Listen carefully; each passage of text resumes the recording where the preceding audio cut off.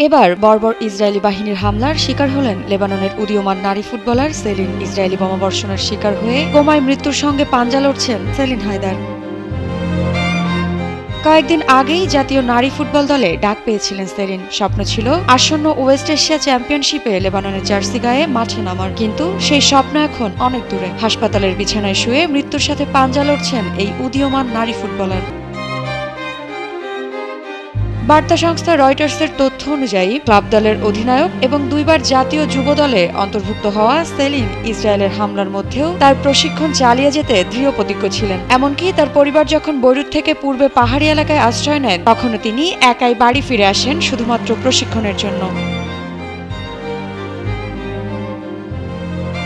Israeli সেনাবাহিনী তার পাড়ায় হামলার আগে সতর্কবার্তা প্রকাশ করলেও সেলিন তখন ঘুমিয়েছিলেন। তার পরিবার ফোন করে তাকে দ্রুত সরে যেতে বললেও সময় ছিল খুবই কম। তিনি তাড়াহুড়ো করে মোটরবাইকে উঠতে গিয়ে ইসরায়েলি যুদ্ধবিমান থেকে ছোড়া বোমার আঘাতে আহত হন মারাত্মকভাবে।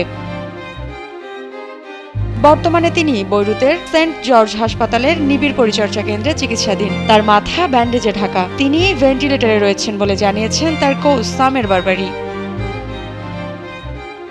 সেলিনের সতীর্থরা তার প্রশিক্ষণ মাঠে একটি পোস্টার টাঙিয়েছেন, যেখানে লেখা, আমরা তোমার জন্য অপেক্ষা করছি।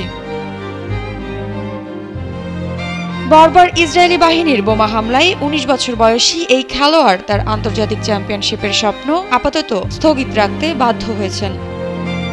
মৃত্তিকা বিশ্বাস, নিউজ 24।